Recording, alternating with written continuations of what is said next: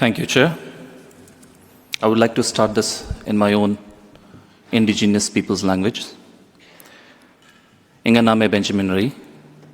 In Koduk alar hu, Jharkhand Bharat te.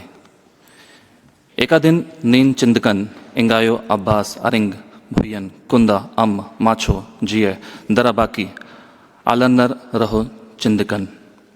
Inga neka dandili hurmin toya acha manji.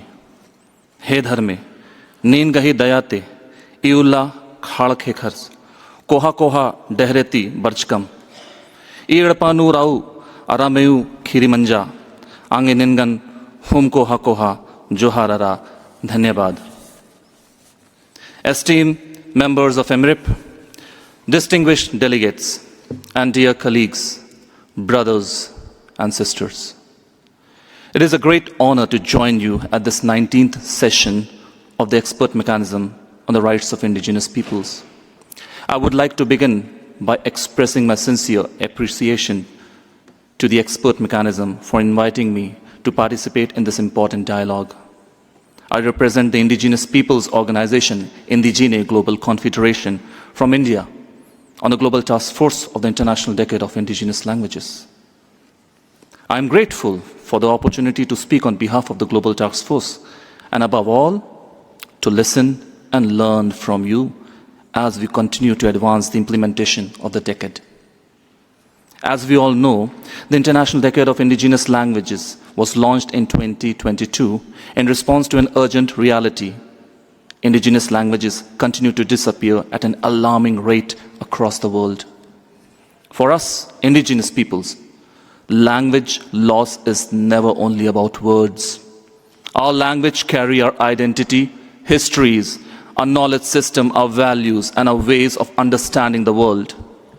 They connect generations and sustain our culture and in identities. When a language disappears, the whole community disappears. Humanity loses an unreplaceable source of knowledge and cultural diversity. At the same time, there are reasons for hope. Over the past years, important progress has been made in support of the decade. Today, 17 countries have developed national action plans, with Honduras and Papua New Guinea among the most recent to launch theirs. It is equally encouraging to see more member states beginning this process, particularly in Africa and the Pacific regions that are home to extraordinary linguistic diversity. Yet, on the other hand, indigenous peoples are classified or reclassified into other non-indigenous ethnic groups, making it difficult for them to preserve their identity, culture, and languages. One such community is Hmong indigenous people from Asia.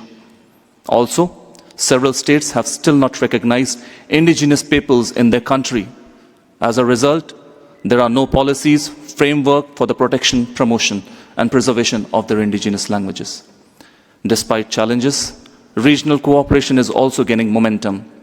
Earlier this year, 8 countries from the Central American Integration System launched the Central American Indigenous Languages Plan 2025-2032, demonstrating the value of coordinated action across borders and communities. The rapid development of digital technology and artificial intelligence also presents both opportunities and challenges for indigenous languages. While these technologies can support the revitalization of indigenous languages, they also raise important questions regarding the rights of indigenous people to maintain ownership and control over their languages and knowledge. We have to be cautious how we are using these technologies. Ethical guidelines and implementation for the same should be stringently monitored. Several important initiatives are helping to address these challenges. The UNESCO's Global Roadmap for Multilingualism in the Digital Era, launched a few months ago after a wide consultation with the language communities, seeks to promote inclusive digital development for all languages. Partnerships with organizations such as Unicode and the Internet Corporation for Assigned Names and Numbers, also known as ICANN, are helping ensure that indigenous people can participate in digital spaces in their own languages. and the recently launched Data Commons Incubator for Indigenous Languages and Cultures is also supporting Indigenous-led initiatives to strengthen data governance and build digital infrastructures that reflect community priorities and values. Next year marks not only the midpoint of the decade, but also the 20th anniversary of the UNDRIP.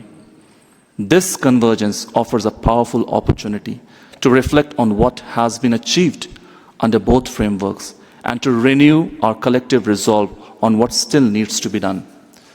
This is why today's discussion is so important. We need to hear from Indigenous people, member states, and partners about the actions that are most needed and the priorities that should give us in the years ahead.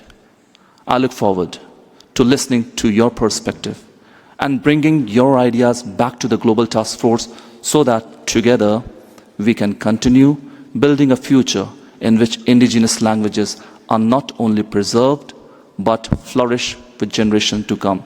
Johar, thank you.